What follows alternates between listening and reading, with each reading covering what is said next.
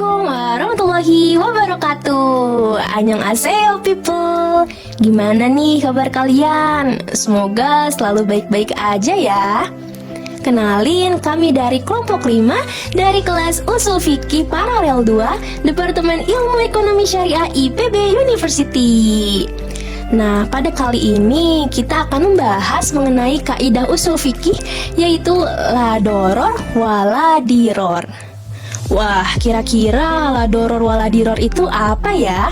Yuk kita simak videonya baik-baik. Sebagian dari kita pasti udah gak asing lagi nih dengan kata la doror wala diror. Tapi people, tahu gak sih arti dari perkataan tersebut? Well people, inti dari kaidah ini adalah bahwasannya tidak ada satupun kemudorotan atau bahaya yang dibenarkan oleh Islam. Tentu saja kaidah ini berasal dari hadis Rasul. Tapi sebenarnya ada beberapa ulama yang berbeda pendapat loh mengenai makna dari hadis tersebut. Yuk kita bahas satu persatu. Sebagian ulama mengatakan bahwa la dororo bermakna tidak boleh membahayakan diri sendiri, sedangkan la diror bermakna tidak boleh membahayakan orang lain. Sedangkan ulama lain berpendapat bahwa la dororo bermakna kita tidak boleh mengawali memberikan sesuatu yang mudorot kepada orang lain.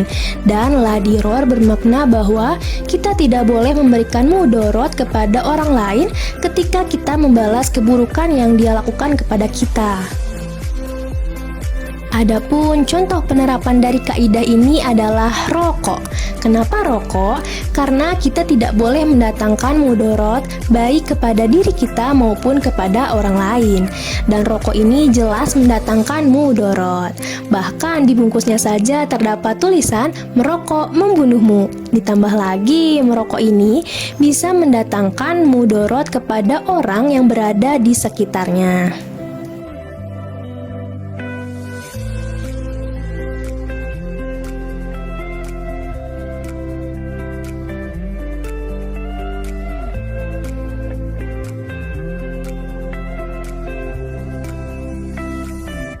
Nah people, selain kaidah la doror wala diror, ada juga nih kaidah kubro kedua yang akan kita bahas, yaitu ad-dororu yazalu.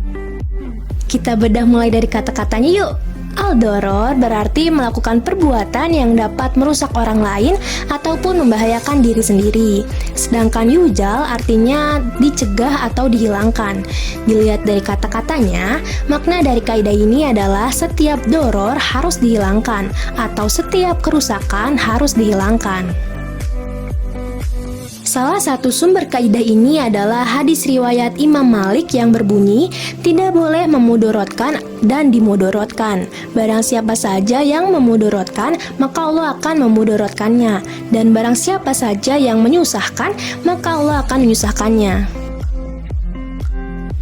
Nah, sekarang kita lihat salah satu contoh penerapan kaidah ad-dororu yujalu.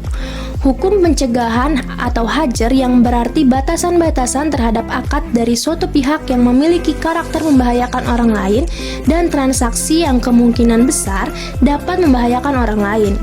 Tindakan mencegah seseorang dari transaksi tersebut termasuk mencegah dari menyia-nyiakan hartanya yang disebut hajar.